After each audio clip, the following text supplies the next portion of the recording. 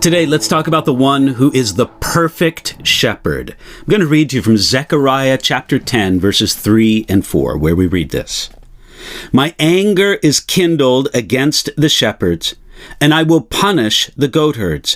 For the Lord of hosts will visit his flock and the house of Judah, and will make them as his royal horse in the battle. From him comes the cornerstone, from him the tent peg, from him the battle bow, from him every ruler together. God was angry against the unfaithful leaders of the kingdom of Judah, and he promised to set things right. First, God would set things right by bringing judgment upon these leaders of Judah. They're figuratively called shepherds here. The promise is even more significant because it comes from the Lord of hosts. That's the title of God that emphasizes that he's the Lord over the mighty armies of heaven. It's as if God said, "This is a message from your commander-in-chief." It was time for the leaders of Judah to listen because their ungodly and selfish leadership had brought ruin upon the people. Yet this is not only a promise of judgment. It also has a great promise of blessing and restoration. It says here, I will make them as his royal horse in the battle. In mercy, God will take his people and transform them from a flock of sheep into a herd of war horses ready for battle.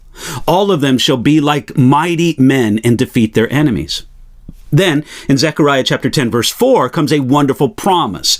God says of Judah, from him comes the cornerstone, from him the tent peg, from him the battle bow, from him every ruler together.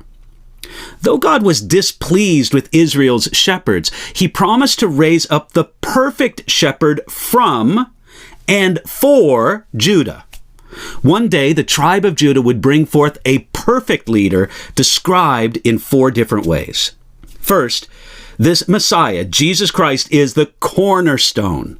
This means that he's the foundation, the measure, and the standard. As it says in Isaiah chapter 26, verse 16, therefore thus says the Lord God, behold, I lay in Zion a stone for a foundation, a tried stone, a precious cornerstone, a sure foundation. Whoever believes will not act hastily.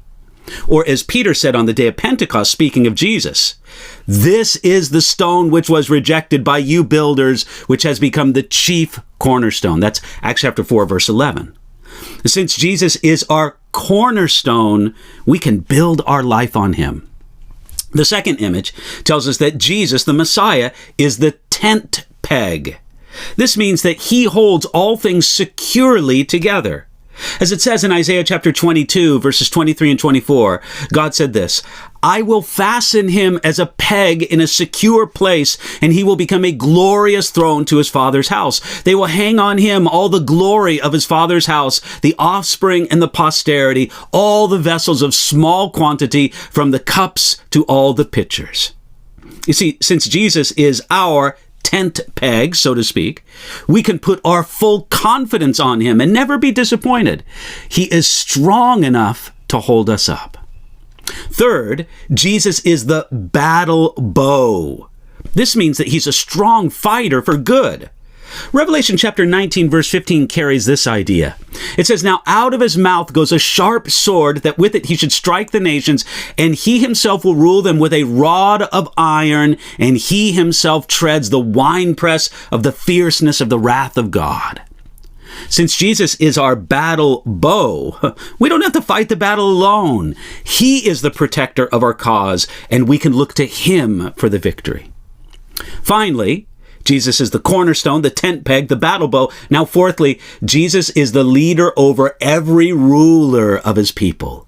This means that Jesus Christ is the ultimate leader, the King of Kings and the Lord of Lords.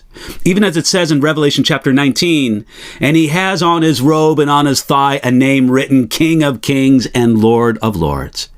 Jesus has all the power, all the authority, even over the highest king who ever reigned. Therefore, we should recognize his authority in our life. It isn't that you would commonly associate with Jesus this list a cornerstone, maybe that one, a tent peg, a battle bow, and being Lord over every ruler.